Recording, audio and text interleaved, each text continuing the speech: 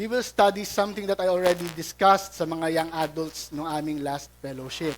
And I think that it will be very beneficial po for the entire congregation to also learn these things.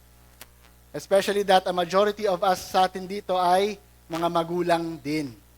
Diba? Naging magulang o yung mga lola, lolo, naging magulang yan eh. O yung mga magulang pa rin hanggang ngayon, o yung magiging magulang pa lang, yung mga kabataan eventually na mag-aasawa. It's a lesson for everyone. So sa church natin, we don't just teach yung doctrinal things. We also teach the practical things. We have to learn how to apply the knowledge that we get from God. Otherwise, it's a dead faith. For faith without works is dead. So today, we will talk about the Christian calling sa parenting. Okay? And it is a covenantal calling. It is a covenantal blessing. It is a high call para sa atin. One question that we have to ask ourselves is this: ano ba ang difference ng Christian parenting sa secular parenting? Do we even bother asking na, teka lang, the way that I do yung aking pagpapalaki sa mga anak ko, yung aking ginagawa ba ay ayon sa standards ng Panginoon o gaya lang din ako ng mundo? What's the difference ng aking ginagawa? For a lot of us don't even bother asking that question. No? Pero it's a good question to ask. Ano ba ang will ng Panginoon for my family? Ano ang will ng Panginoon for my children? Ano ang will ng Panginoon sa akin bilang magulang? May pagkakaiba ba yung pagkakatawag niya sa akin bilang Kristiyano sa aking pagpapalaki ng aking mga anak o wala? Does God care about our kids? Does God care about our generations? Paano ba maging magulang?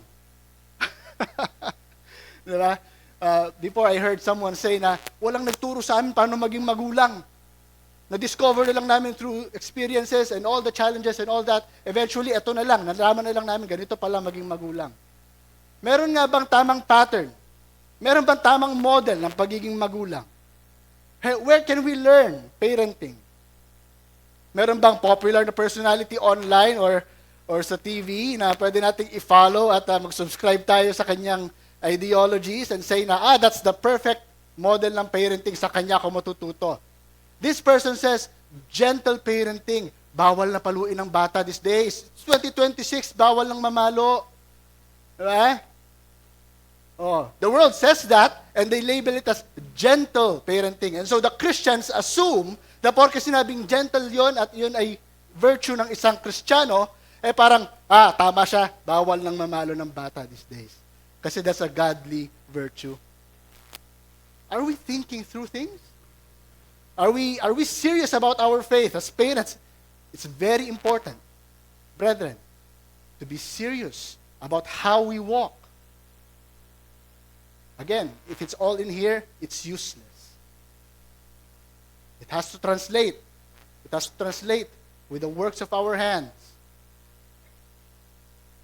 And so I pray that the Lord will really bless us today and help us na makita yung kanyang will sa ating works as parents. Ngayon pa lang po sinasabi ko na wala pong isa sa atin ang modelo ng parenting. Hindi po si pastor, hindi po si brother ganito, hindi po ako. Kaya nga sabi ko, Lord, hindi ako ang makita nila, hindi po ako ang perfect model ng parenting. Wala pong ibang model ng parenting but our God, our Father in heaven. Sabi sa Ephesians 3, it's through Him that all families are named. Siya ang author ng lahat ng pamilya. Meaning, God is concerned about your children. God is concerned about your generations. He cares about your little kids. He wants them to be saved. He does not rejoice in the perishing of the wicked. He's a good God. So tayo bilang mga Kristiyano na tinawag ng Panginoon, we should reflect the same passion that God has for our kids. And some parents even dare say, no, my God does not understand yung difficulty ng pagiging magulang. Ako, naghihirap ako, kayod ako, doble ang trabaho ko para lang mabigay ko yung gusto ng anak ko. God does not understand. How dare you say that? Kasi imagine, kung talagang hindi alam ng Panginoon yung paghihirap sa pagiging magulang, then dapat hindi na lang niya tayo hinirang. Kasi naging difficult din tayong mga anak eh. Once upon a time, we are strangers sa commonwealth ng Panginoon. Hindi tayo part ng covenant ng Panginoon. Enemies tayo ng Diyos. We hated Him. That's who we were. Naging difficult tayong mga anak. And yet, with the loving kindness ng Panginoon, with the grace that He had, the mercy and the compassion that He had for His people, He saved us and welcomed us back through His own Son by giving His Son, Christ Jesus, to die for our sins, that we may enter again sa Kanyang fold, welcomed as children of God, not enemies of God. Alam ng Panginoon yung paghihirap ng pagiging magulang. He provides for our needs. What? What do you do for your children that God doesn't do to you? You teach your kids, God teaches us too. You provide for your kids, God provides for us too. You can't say anything kay God. Wala kang pwedeng isumbat sa Panginoon na, Lord, I'm so good na ako yung tamang model ng parent at ikaw wala kang alam sa ginagawa ko bilang magulang. You can't say that. We cannot say that. God is the perfect model ng parenting, our Father. And by His goodness, He has called us that we may call Him Father. Abba is yung Aramaic ng Father. So this is, kung tatranslate natin, Father, Father. Ibig sabihin yan. Okay? Aramaic, tapos sa Greek kasi Pater. So Father, Abba, Father. It just means that lahat ng tinawag ng Panginoon in different tribes, in different tongues, are welcomed as children sa Kanyang fold. It's all by the grace of God. He got to father us before we can even call ourselves fathers and mothers. Naging magulang siya sa atin. Alam niya kung ano yung challenges natin bilang mga magulang. Alam niya yung weaknesses natin bilang Kanyang mga anak. So, with that said, with us knowing that the Father is the ultimate model of our parenting, we must reflect on His character. Wala nang iba. Ano bang ginagawa ng Panginoon? Ano yung mga ginawa ng Panginoon? Ano yung Kanyang character? Ano yung Kanyang being? Kailangan ko siyang makilala in order that I can be a good parent to my children. For there's no other standard ng good apart from God. You want to be a good parent? I-model mo si Kristo. I-model mo ang ating Ama. Bakit tayo dumadaan kay Kristo, by the way? Kasi there's no way na makikilala natin ang Ama apart from Kristo. Si Kristo ang revelation ng Diyos Ama ng Kanyang sarili. So in order for us to know God, our Father in heaven, we got to know Christ. Kaya mahalin natin si Kristo, puro si Kristo ang tinuturo sa inyo dito. Bakit? Dahil siya lang ang daan patungo sa Ama, walang iba. Gusto niyo matutunan yung goodness ng Ama? Learn Christ. Walk with Him, copy Him. So today we will talk about 5 foundational pillars ng pagiging isang magulang na Christian. Number 1, yung ambassadors. Number 2, covenantal privilege natin. Number 3, discipleship. Number 4, the method ng training. And the number 5 is rest in our inability. Tatanggapin natin na meron tayong kahinaan. Tatanggapin natin meron tayong hindi kayang gawin. Ano yon? We will discuss. So first, ambassadors, not owners. So Psalm 127 says, children are a gift of the Lord. The fruit of the womb is a reward. Brethren, this is how God views our children. When God looks at our children, He sees them as gifts. He sees them as a reward. And some parents would dare say, na hindi ko naman kasi ginusto yung batang yan. Pahamak siya sa buhay ko. Aksidente lang yan. Hindi ko naman hiningi sa Lord yan. Binigay niya. Diba? Ang tingin ng ilang magulang sa mga anak nila, children are inconveniences sa kanilang kaligayahan. They're not. They're not. According to God, kung pagbabasehan natin yung standard ng Panginoon, Children are a gift from the Lord. They are good things. And all good things come from God. They are a blessing. Sa NASB, it says a reward. Sa ibang translation, it's an inheritance. Binigay ng Panginoon sa atin yung mga anak natin because ang iniisip ng Panginoon is yung generations natin. Generations natin na mapupunta lahat patungo sa kapuruhan ng kanyang pangalan. Mamaya, mas makikita natin yun. It's a reward. So when we as Christians fail to recognize na dapat tingnan ko yung mga anak ko the same way God looks at them, then we're already missing the point of having children. Having children is not to satisfy your wants. Having children is not to satisfy your desires na magkaroon ng malaking pamilya, masayang pamilya, popular na pamilya. It's beyond that. It's beyond that. Ang pagkakaroon ng anak ay hindi lamang po yung manganak ka at palakihin mo lang, bahala na siya sa buhay niya. Pagka ganun, para ka nagpo-poultry.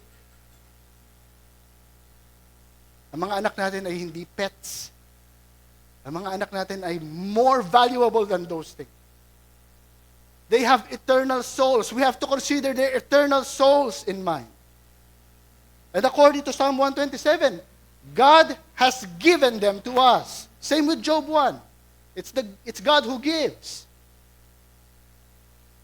And He also takes away. Why does He take away? Because ultimately, all things belongs to God. Walang kahit anong bagay ang hindi pagmamay-ari ng Panginoon. Pinagkakatiwala niya lamang po sa atin ang mga bagay-bagay. Even yung hininga mo, galing sa Panginoon yan eh. Yung hangin na hinihinga mo, galing sa Diyos yan eh. Di ba? Yung buhok mo, yung itsura mo, binigay lahat ng Panginoon yan. Yung talino mo, yung talento mo, binigay lahat ng Panginoon yan. Ano, yung pagmamay-ari mo, yung pera mo, binigay ng Panginoon lahat yan. Stewards lamang tayo. We have to make use of these things that the Lord has given us to prosper it for the glory of His name. Ang ultimate goal is yung kapurihan ng Panginoon. Hindi tayo, hindi yung benefit natin. Last tayo. Beneficiary lang tayo nung goodness ng Panginoon na yun. Yung goal ng Panginoon to bring everything to Himself. The Lord gives us our children. He is the ultimate owner of all things. He owns our children. And there's a fundamental error for parents to think na we are the owners of our children. We sometimes tend to feel na, hindi, yung gusto ko ang masusunod. Dahil ako ang magulang, ako ang bahala sa kung anong paraan ko siya palalakihin. We're acting like gods before our kids.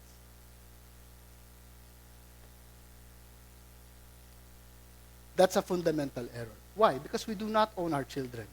The Bible reveals, we do not own our children, God owns them. And yung owner ang siyang may right doon. Ang owner ang siyang talagang dapat na nasusunod about do sa may matter na yon. So when parents become owners ng kanilang mga anak, yung gusto nila, tapos yung reputation nila, yung iniisip nila sa mga anak nila. Dapat maayos ang gawa mo, maayos ang gawin mo, anak, kasi nasisira yung pangalan ng pamilya natin. Talaga, yung pangalan ng pamilya nyo ang mahalaga, yung pangalan ng Diyos. Hindi, minsan nagiging tungkol sa atin ang pagiging magulang. It's not about us. Kaya nga sabi natin kanina sa title, it's a calling. Tinawag tayo ng Panginoon sa misyon na ito para maibigay ang kapurihan sa Kanya. Not to us, but to Him be all glory.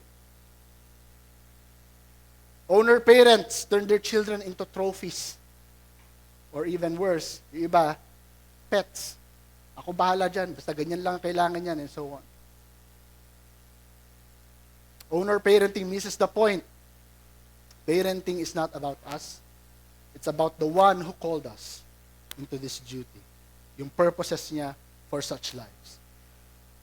So we are stewards, yes. But more than a steward, we are ambassadors. Parents ought to think, dapat ang way natin ng pag-iisip ay ambassadors tayo ni Kristo sa ating mga anak. When we read 2 Corinthians 5, some of us may be tempted to think na, we are ambassadors of Christ, appealing to the world to be reconciled to God. Siguro ang ibig sabihin niyan, para lang yan sa mga unbelievers sa labas ng ng iglesia, ng faith. No? Before you think about the others, outside the faith, pamilya mo muna. Part ka ng pamilya mo eh. Hindi pa pwedeng may heart ka for the unbelieving world, pero you don't have a heart for your home. Amen, parents? Hindi po pwedeng ganon. Otherwise, hindi mo mahal ang pamilya mo. You say you love the world, you say you want them to know Christ, and that's the only way na makakilala sila at makatanggap sila ng salvation mula sa Panginoon. Well, how about your children? How about your wife? Paano sila? Wala tayong heart sa kanila. Minsan there's a mistake, sa kung paano natin view yung ating application ng faith. We are ambassadors for Christ. Yes, unbelievers, yes. But primarily in the home. Bakit? Sa loob ng tahanan, we get to observe yung faith and obedience ng magulang. Mas komportable siyang i-reveal yung kanyang true self pag nasa loob siya ng bahay. Pag nasa bahay tayo, okay lang na itaas mo yung paa mo dyan, kumayang ka dyan. Di ba? May ganun tayong kasi bahay ko naman to. I'm happy to do whatever I want. And then, dapat kung komportable tayo sa bahay natin to do whatever we want. At talagang change ng Panginoon yung hearts natin, magiging komportable din dapat tayo to practice discipleship in our homes. Why? Because we are ambassadors for Christ. Hindi siya dapat nagiging optional for us. That should be the heart of our family life. Wala na pong nag-aamen. Amen.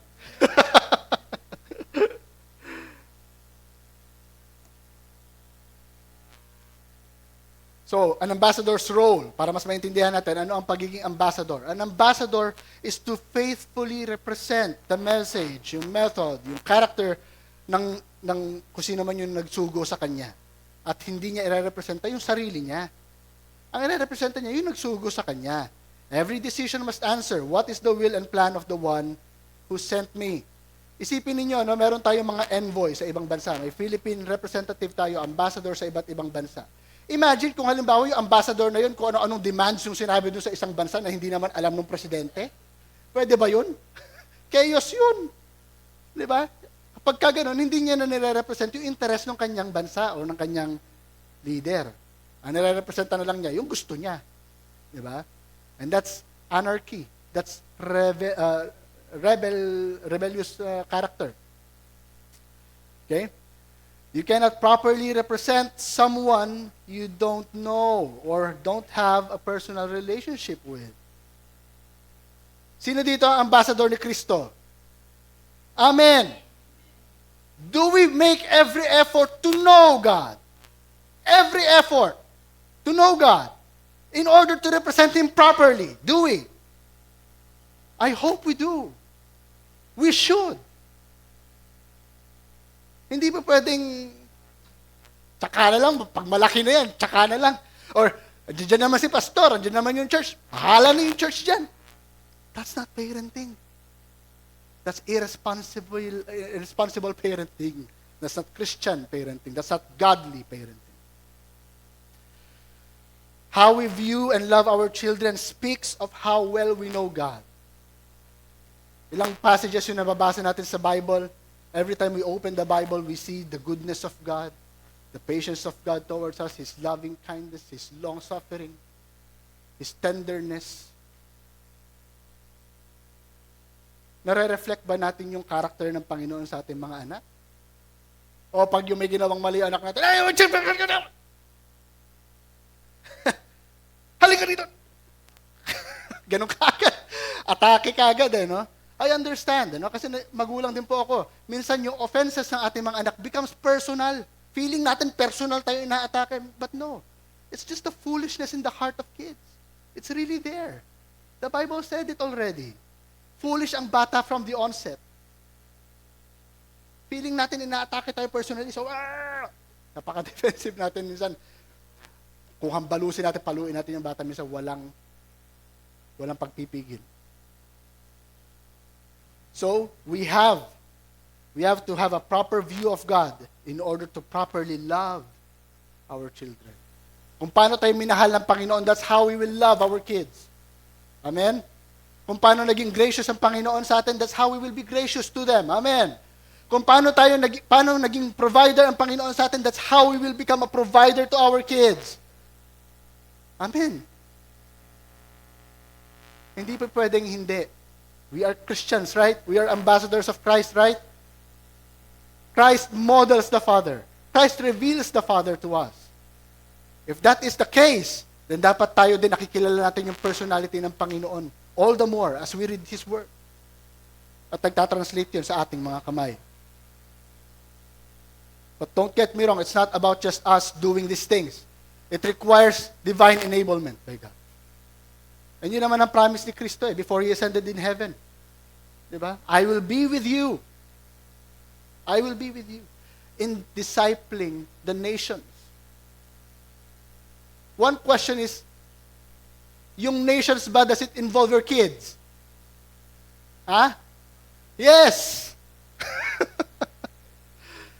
Yes! So when we disciple our kids, we're discipling nations. You don't have to go outside ng bansa para lang makapag-mission trip. We are all missionaries. In our homes pa lang, missionary ka na. Sinugo ka ng Panginoon doon sa responsibilidad na yon. We have to clarify this. Otherwise, we're nothing different sa mundo. We're just raising up kids for the sake na dapat maging doktor siya one day, maging successful siya sa buhay, makuha niya yung mga gusto niya sa buhay.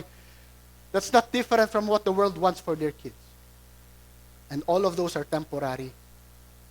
What does it benefit them to gain everything and lose their souls?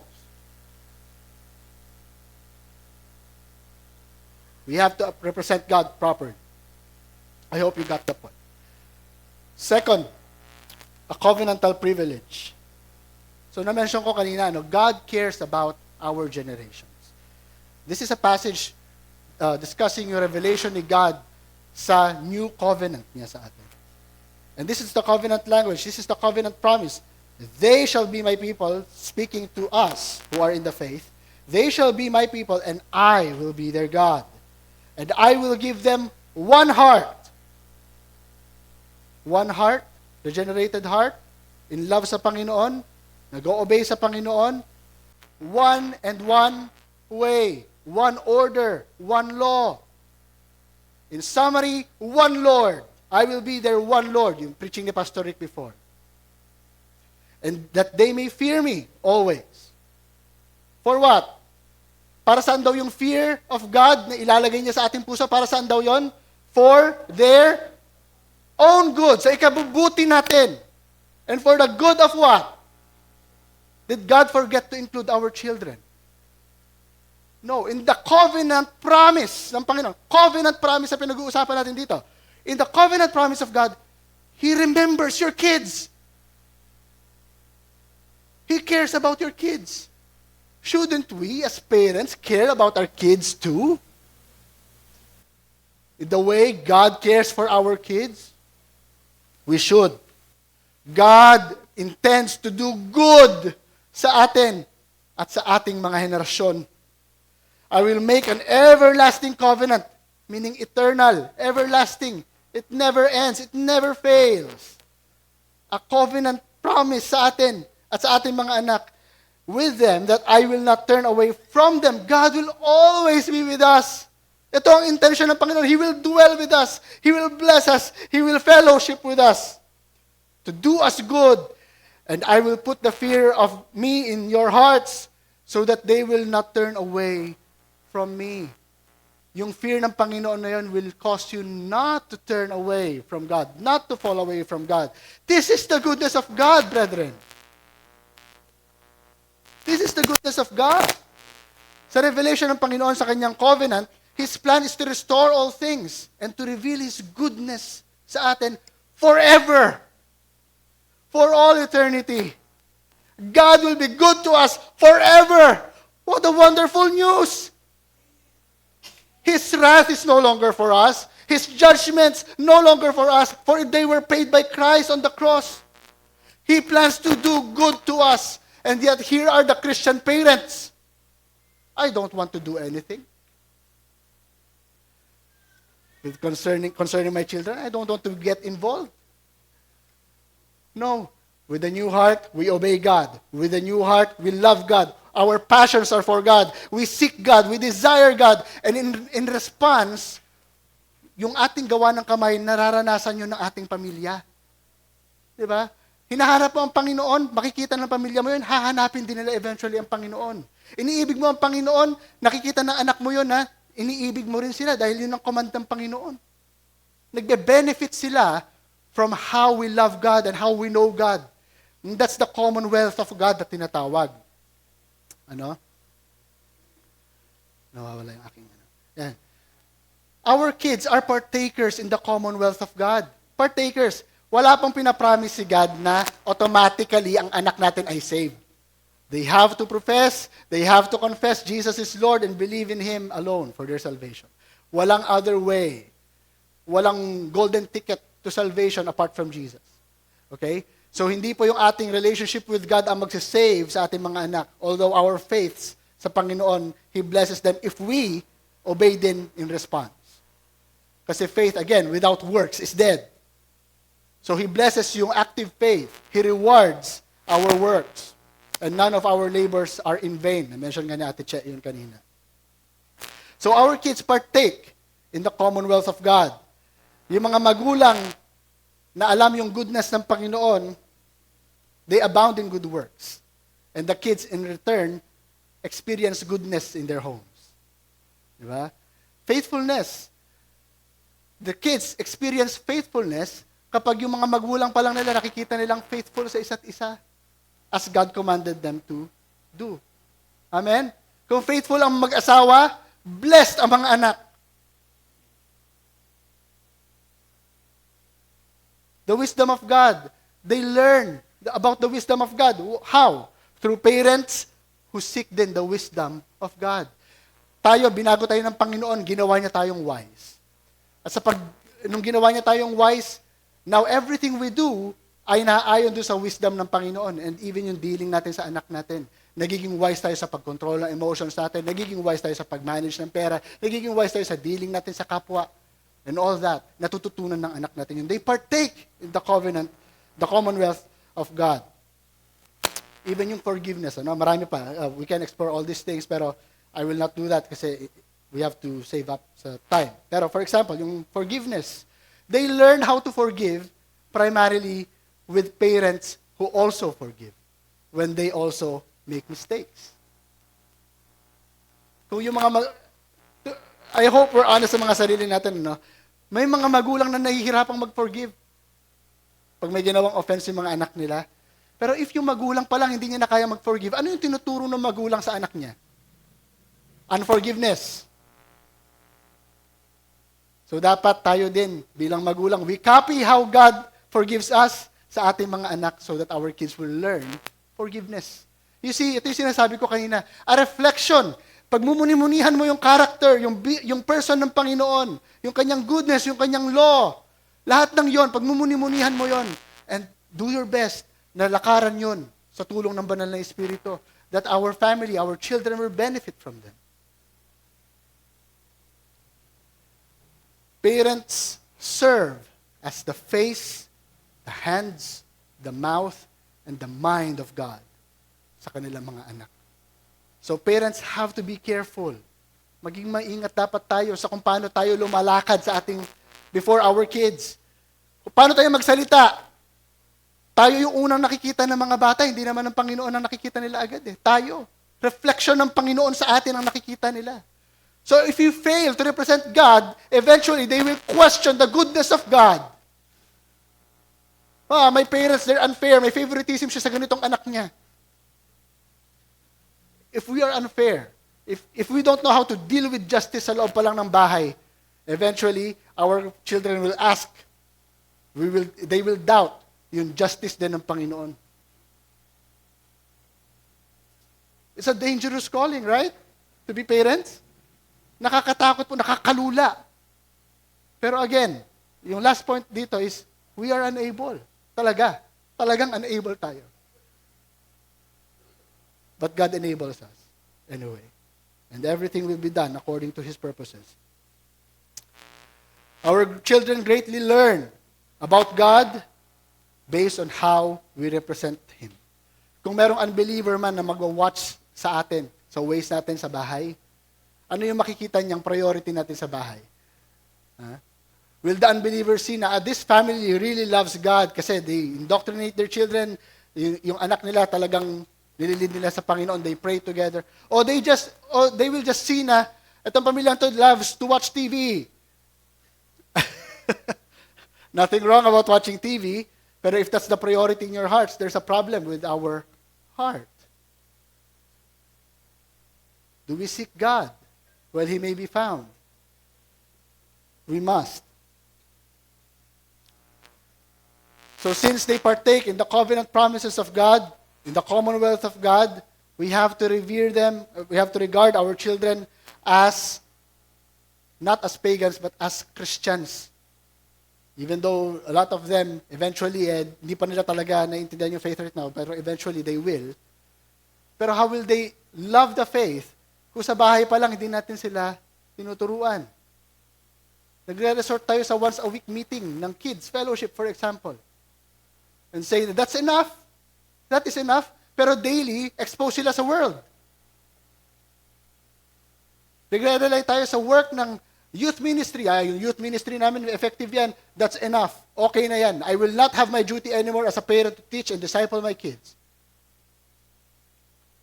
Pero every day, they're exposed sa unbelieving world, sa corruption ng mundo. They have teachers who are gays. I hope you know. Now, homosexuality is very popular these days. Feminism is very popular these days. Kung tayo, hindi rin tayo doble kayod para in-indoctrinate yung ating mga anak. Sabi nga ni Vodi Bocam, you cannot send your kids to Caesar for their education and expect them to come home as Christians. Of course, they will come home as Romans. Pinadala mo sila kay Caesar eh. Sino pa ba ano pa nga ba ituturo ni Caesar sa kanila? O paano maging Romano? We have to really do our best as parents to teach them about God. Otherwise, the world will consume them. We educate them, not as little pagans, but as Christians.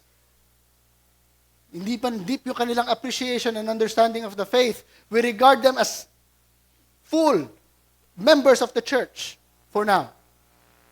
We educate and disciple them toward faith. We baptize them. We disciple them toward obedience as members of the visible church and recipients of the covenant promises. You know what? The covenant promises of God are realized best kapag yung mga magulang din are faithful to obey God. Kasi kinumand ng Panginoon yun eh. Teach them diligently. Command yun. Hindi po siya optional thing. It's a command. You have to teach your kids diligently. Every parent is a missionary, as I said. And children are the mission field. Our duty as parents is to point them, to bring them to Christ. For only in Christ can they realize their hope and their future. Therefore, our homes must look like a mini church. A mini church. Paano yun, kuya? Do you pray? You should. Do you read the Word? You should. Do you talk about God? Do you ponder about His law, His righteousness? You should. Do you read the Psalms? You should. It should be a mini church talaga.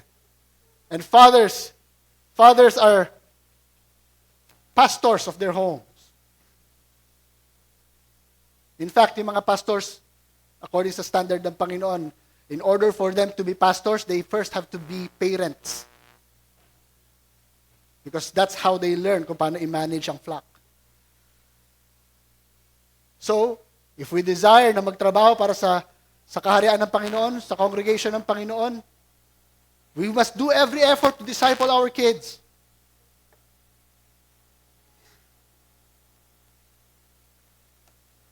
Kailangan ma-establish ang family discipleship in our homes.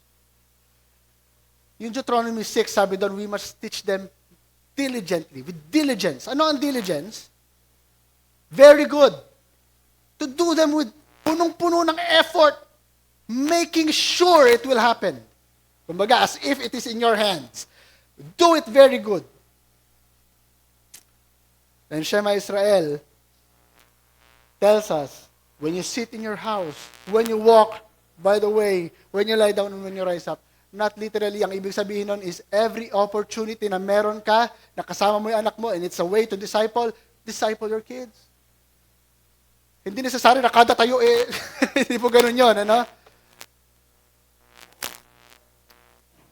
What if there are mistakes committed? Is that a door? Is that a door to disciple? Yes. Pag may nagawa kang mali, is that a way to disciple? Yes. When you came to church, is that a way to disciple? Yes. When you ride the jeepney and may nakita kayong unfortunate thing, may nasagasaan, is that a way to disciple? Nagpunta kayo sa lamay, is that a way to disciple? Yes, every opportunity you got is a way to disciple your kids. It's a doorway. We just have to be intentional. Like how God is intentional sa atin, naturuan tayo at ihubugin tayo, we must also be intentional to do the same sa ating mga anak. Hindi po pwede yung half-hearted na obedience sa Panginoon. Otherwise, the world will consume it. Because the world we live in, they're fully driven to indoctrinate your kids. Gusto nilang makuha ang anak mo. Satan wants your children. But by the grace of God, nawa, hawakan ng Panginoon yung ating mga pamilya. Hindi nagkulang ang Panginoon ng paalala sa atin. Deuteronomy 6:20, sabi niya, one day your son, your child will ask you. Magtatanong at magtatanong siya one day. What do the testimonies and the statutes and the judgments mean which the Lord our God commanded you? And what will you say if you don't know God? Basta si God, nandiyan lang siya palagi. Basta si God, good siya kasi God is good all the time. Is that enough? Will that answer yung mga questions ng mga anak natin? If tayo mismo, we don't strive to really learn yung ways and yung will ng Panginoon for our lives. His purposes. I hope you see the impact that it can make kung sakali mang we fail to do this to our children. We don't teach them to come to church. Eventually, they will not go to church. Bring your kids here. If you love them, you will bring them to church. Bring your family here. If you love them, you will bring them here. Because this is where Christ is preached. This is where God is known. And parents, when you say na optional lang yan, okay lang, meron tayong basketball game ngayon, bukas na next time na lang yan. You're just saying, secondary lang din na makilala ang Diyos mong lumikha sa'yo. At ang may hawak ng future mo, ang may hawak ng kaligtasan mo. Optional lang lahat ng yun. That's what you're teaching your kids. We have to love our kids the way God loves them. They are gifts, they are a reward, they are an inheritance, and God intends to do good to them. We have to do good to them as well.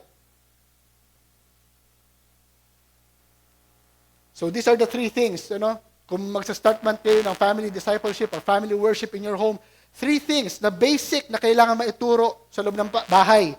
The testimonies of God or the works of God, the statutes of God or the law of God, the judgments of God or the actions of God towards unrighteousness. Even yung mga tough passages sa Bible, yes, you can teach them to your kids.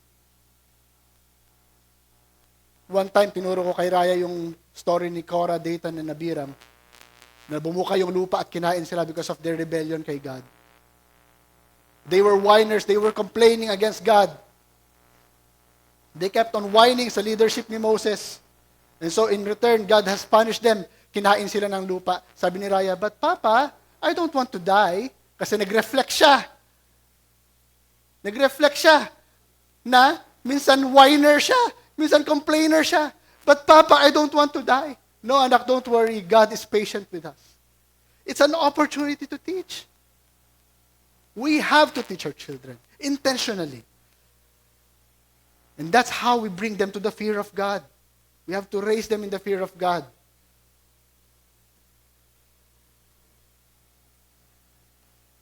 When we think of the Great Commission, di ba? Disciple all nations, do we remember our children at all? I hope we do. Everyone needs reconciliation with God, and that includes our children. Hindi lamang po yung unbelievers, hindi lamang po yung mga matured people. It includes our children. Their assumed innocence does not exempt them from needing to hear and believing the gospel, for we don't know what is in their hearts. We don't know. Sometimes, people are able to conceal yung sinfulness of their hearts, even in their young age. We don't know what is in their hearts. So we assume kung ano yung truth na sinasabi ng Bible with our children. Ano yung truth na sinasabi ng Bible that all have fallen short in the glory of God. Does that include our kids? Yes. All are sinners. All need the gospel. All need Jesus. All need salvation from God. Everybody needs reconciliation with God. And that's why important na ma-preach and teach natin ang gospel sa ating mga tahanan. God is a rewarder of those who diligently seek Him, according sa Hebrews 11 verse 6. Diligently seek Him. Do we diligently seek Him? And then here we are, we ask God, Lord, i-save niyo po yung anak ko. Pero we don't diligently seek Him. We don't diligently teach Him sa ating mga anak. Like what is commanded sa atin sa Deuteronomy 6. Tapos gusto mo i-save ng Panginoon yung anak mo, ikaw mismo, you're not making every effort. You want God to be diligent, pero ikaw, you're not reflecting on the character of God. How can you say na you are saved talaga in the first place if you are not doing the ways of God in your life? Faith without works is dead. Same with parenting.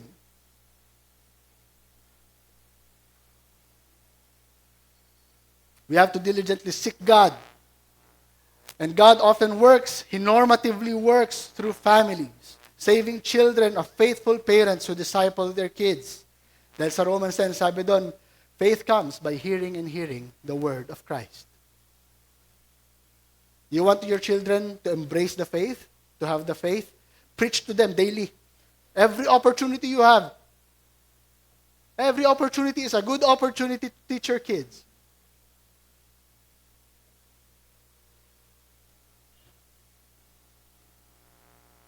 Do you believe in the Word of God? If we believe in the Word of God, we will take it seriously. That's what faith is actually about. Faith is taking God for His Word. Ano yung sinabi ng Diyos, totoo yun. Sinabi ng Diyos, mangyayari yun. That's faith. That's what Abraham did. Sinabi lang ng Panginoon, pumunta ka sa ganitong land. Naniwala siya, he believed. That is faith. Sa atin, I hope, in the most simple way, magets natin yun. Na kung ano yung sinasabi ng Panginoon sa atin na gawin natin, we have to do. Otherwise, we'll take the consequences of it. Now, we'll talk about the method ng ating discipleship. A lot of parents, favorite verse nila yung commandment number 5. Diba? Ano yung commandment number 5? Honor your father and your mother. Oh, yan, anak ka, honor your father and mother. God said, honor your father and your mother. You do what you're told. You do what I say. Lahat ng sinasabi ko, basta gawin mo. We're not entertaining reason to them. We're not teaching them to think anymore. We're just saying what we want. That's ownership parenting. That's weaponizing the Word of God for your interest. That's wrong. Instead, we must train them, we must disciple them and instruct them towards the knowledge of God. Ang point ng ating pagdi-disciple is nang makilala niya si God. Okay? So, in discipleship, part nun is yung discipline. Kaya nga, disciple, doon sa word na discipline, ang keyword is disciple. So, ang discipline po, hindi lamang siya, basta palo ka lang. Kasi, honor your father and your mother, wapak! Hindi ganon. Ano?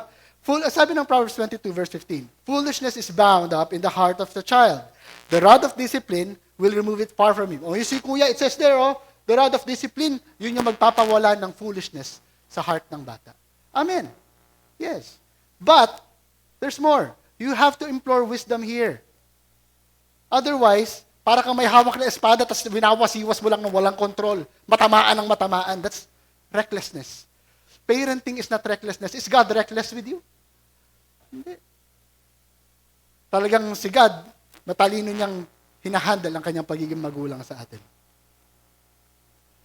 Proverbs 29 verse 15, the rod and reproof give wisdom, but a child who gets his own way brings shame to his mother. So talagang merong rod. Ini-instruct ni God na, okay, it's okay to use yung pamalo. And that can still be gentle parenting. You can still be gentle with the pamalo. Oh, anong problem dun? Self-control. Minsan kasi, mas gusto natin yung emotions natin, yung maghari sa mga buhay natin. Hindi ang Panginoon. Pag yun na-offend ka na, galit ka na lang. Basta pag galit ka na lang, My goodness. I know that kasi nangyari sa akin.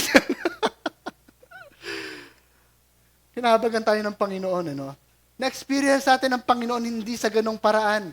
Ang Panginoon, pinapalo tayo ng Panginoon Amen? Pinapalo tayo ng Panginoon. Minsan masakit talaga ang palo ng Panginoon. Pero the more na pinapalo tayo ng Panginoon, the more na iniibig natin siya. Don't you see the mystery? Yung pagpalo sa atin ng Panginoon is hindi para kamuhian tayo ng mga anak natin. Hindi yun ang gusto ng Panginoon. Look, Ephesians 6:4. Fathers, do not provoke your children to anger, but bring them up in the discipline and the instruction of the Lord. Do not provoke them to anger. Yung ating authority na ibinigay ng Panginoon is not an excuse to become irresponsible sa ating emotions. If you want your children to be emotionally balanced, ikaw din bilang magulang, you have to be emotionally balanced. Katakutan mo ang Panginoon, yung emotions mo magsasubmit sa paanan ni Kristo. Hindi siya ang maghahari sa buhay mo. And bakit necessary yung pamalo na yon? Bakit necessary? Because ang instruction is, Proverbs 20, train up a child in the way he should go. Even when he is old, he will not depart from it. Some theologians interpret it in another light. Kasi they say that it is more accurate. Train up a child in the way he should go, or in other interpretations, train up a child in his own way. Pabayaan mo yung anak mo sa sarili niyang ways. And eventually, kahit pag matanda na siya, he will not depart from it. Basically, wag mong paluin yung anak mo, wag mo siyang disiplinahin, eventually, mamahalin niya yung wickedness. So, totoo yung sinasabi kanina sa Proverbs 22 verse 15. The rod of discipline will remove foolishness from the hearts of our children. Pero, the goal is not to provoke them to anger. God does not provoke us to anger. He humbles us. Pero He does not provoke us to anger. Lalo nating iniibig ang Panginoon. Lalo natin nakikitang need natin si God sa pamamalo niya. Amen? And that's what He does with His children. He disciplines His children. As parents, we have to lead by example and with reasoned faith. Hindi pa pwedeng walang opportunity for reason ang bata. Even nga si God, He welcomes us to reason Come, let us reason together. He welcomes us in our faulty reasoning. Kahit faulty yun, kahit foolish yun. He welcomes yung reasoning mo. Ganun din sa bata. You allow yung bata to reason para mas ma-experience niya ng properly. Ano yung tama? Mapagtagpi-tagpi niya sa mind niya yung mga bagay-bagay. Hindi yung tayo lang yung nagdidikta. That's not how you teach your kids. Again, we're talking about methods here. Allow yung reasoning and be able to defend it. Defend your faith. And that's why it's important na meron tayong karga. Kasi one day they will ask, for sure, hindi nagkulang ang Panginoon ng paalala. One day they will ask. If you're not able to answer it, they will look for someone who can answer it. Sino yung someone na yun? Maybe their friends, maybe yung community nila elsewhere, unbelievers, yung mga forums online, which leads to atheism and so on. We have to be wary. Sabi nga ni Paul, imitate me as I imitate Christ. And the rest of 1 Corinthians 11, he provided reason. He provided reason sa kanyang pag-follow kay Christ. Discipline is not mere threats and punishment. Hindi yun ang goal ng discipline. It is rooted in discipleship. You have to have in your heart first yung same heart ni Kristo. Si Christ, inaring niya tayong mga kaibigan niya eh. He treats us as His friends. Diba? So, ganun din dapat sa bata. Before ka mamalo, i-consider mo muna, friend ko yan. Didiscipline ko siya dahil kaibigan ko siya. At ito yung kailangan niya at the moment. Ito yung pain na kailangan niya. With full self-control. With the grace of God. Tulungan tayo ng Panginoon. It's hard. Alam niyo po, mahirap po kalaban ng emotions. Totoo, mahirap kalaban ng emotions. Lalo na pag nag-flare up ka na, yung wala nang reason, emotion na lang talaga yung nag-aari sa mind mo. That's a dangerous position. Pagka ganon, ilayo mo na yung pamalo, lumayo ka na. Dangerous ka na. Magpatulong ka sa asawa mo. Ikaw muna dyan. Papalamig muna ako. Baka ano pang magawa ko. Kaya may magulang na mag-asawa hindi lang isa. Kasi kung isa lang, walang magko-correct doon sa isa. You see the goodness of God?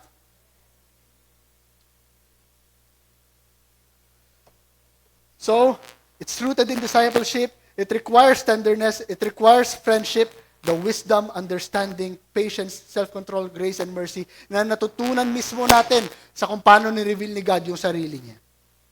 Paano ba tayo dinil ng Panginoon? Patient ba si God with you? Then be patient with your kids. Si God ba naging understanding sa'yo? Yes, then be understanding to your kids. Si God ba winelcome ang reason mo? Yes, then welcome yung reason ng anak mo. Si God ba naging tender and gentle sa'yo? Be the same. Be the same. Copy God.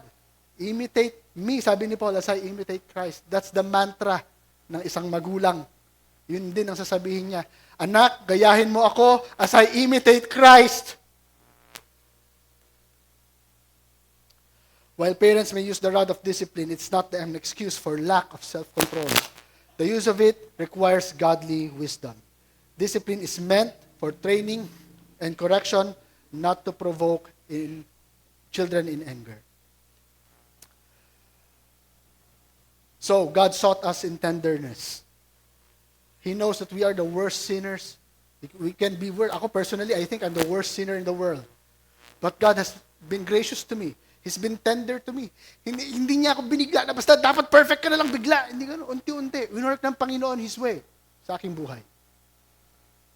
And by recognizing kung paano nag-work si God in our lives, and by recognizing that we are sinners in need of His mercy, in need of His grace, we become humbled before our God and before our children.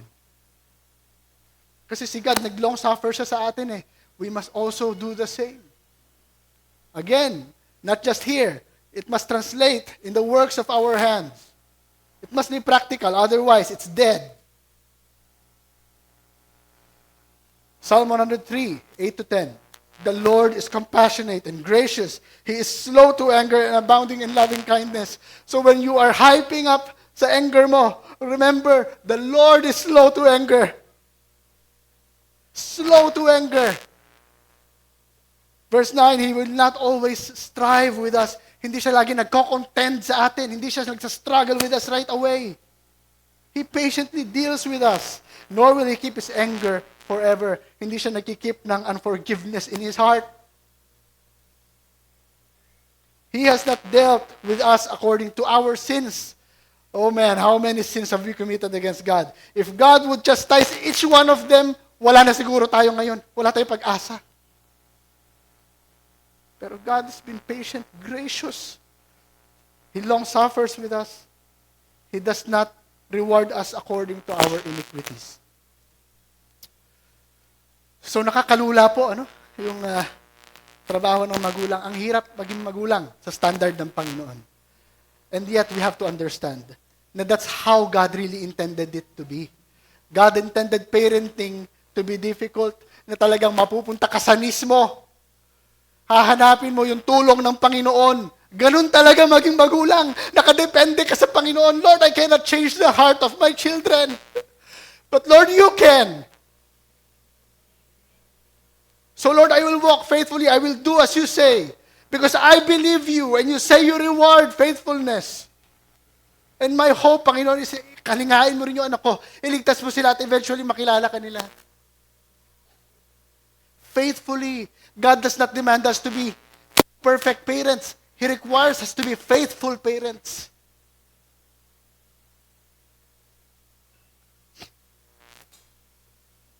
So it's good to understand, parents, we're not just addressing bad behavior sa ating mga anak. We're struggling with the sinful nature. The battle is not against flesh and blood. Hindi sila yung kalaban. It's the sinful man inside. The sinful person na kailangan ng redemption ng Panginoon. Only God can change hearts. Sabi nga ng Jeremiah 13:23, can the Ethiopian change his skin? Yung black na tao, yung maitim na tao, can he change the color of his skin? Or the leopard its spots? Neither can you do good who are accustomed to doing evil. It's not according to how we want our children to behave. Ultimately, nasa Panginoon ang salvation. We just have to walk. Believe every word He says. Disciple your children. Kung kailangan nilang mapalo, paluin mo sila in tenderness.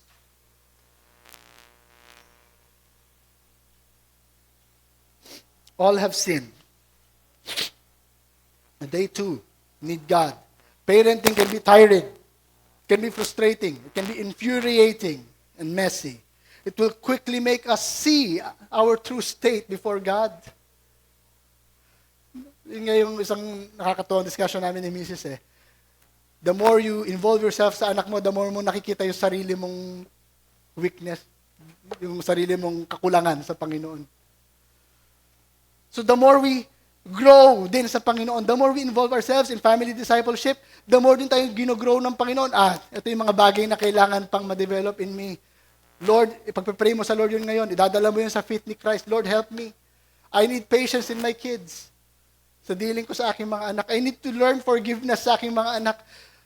Kasi if you don't involve yourself, bahala na si pastor, bahala na yung youth ministry, bahala na yung kids dyan. What will you learn? Nothing. Nothing.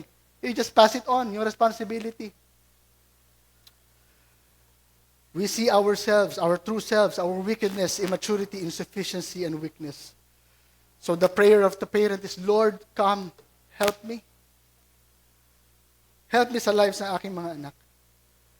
And despite all our weaknesses, our insufficiency, in God's wisdom, He uses our imperfections, our weakness and mistakes, the regrets that we have to train us into full dependence sa Kanya. That's the goal ng Panginoon kung bakit tayo ni-reward ng mga anak. That we may find Him.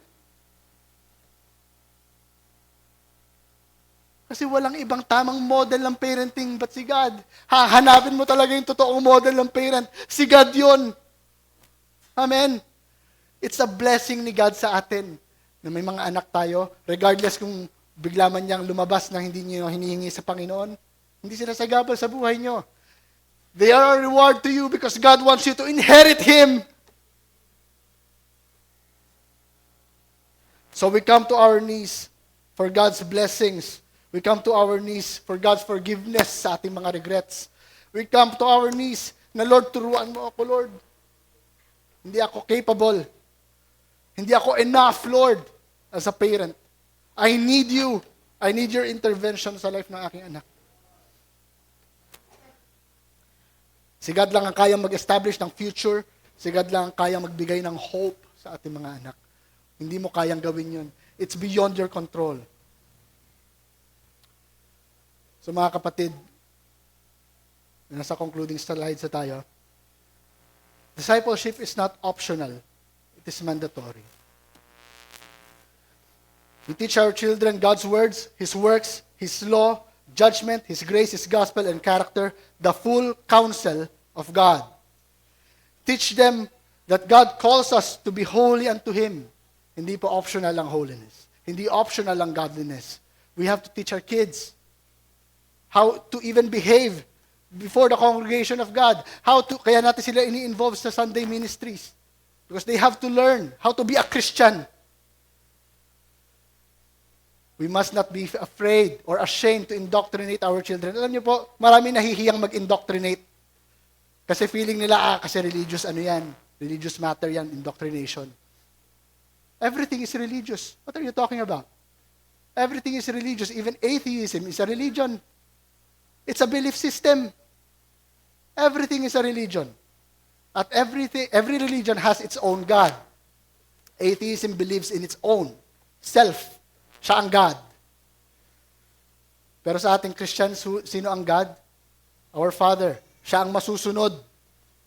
Yung order niya ang ating i-impose sa ating family. Idadala natin yung mga anak natin na makilala siya. We will indoctrinate them to God.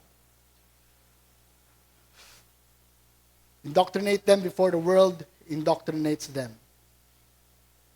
Therefore, my beloved brethren, be steadfast, immovable, always abounding in the work of the Lord, knowing that your toil is not in vain in the Lord. He will reward our diligence in seeking Him. Proverbs 19 is a wonderful reminder. Chasten your son while there is hope. I-correct mo yung anak mo habang may pag-asa pa. And do not set your heart on his destruction. Huwag nawa ikaw ang maging dahilan ng kanyang destruction by not correcting him. So tayo, ang hearts natin is yung maidala siya sa Panginoon, ma-correct siya, maitama ang kanyang buhay. Amen? Matthew 19 verse 14. Let the little children come to me and do not hinder them. For to such belongs the kingdom of heaven. Even Jesus is welcoming our kids. Do not hinder them. Minsan kasi tayo mga magulang mismo ang naghihinder sa ating mga anak to go to know Him because of our poor performance as Christians. So the key, ito na po yung last slide natin, the key to effective parenting is knowing and loving Jesus. Through Him, the Father is revealed. The more we learn Christ, the more we know the Father and can represent Him as ambassadors. It is impossible to truly love your children without first loving God and prioritizing the salvation of their souls. We have to have their souls in mind every day. Every day.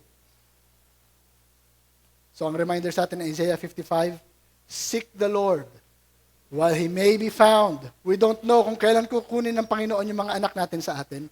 We don't know kung kailan tayo kukunin ng Panginoon sa ating mga anak.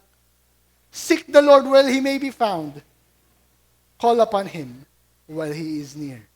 Amen? May God bless us today.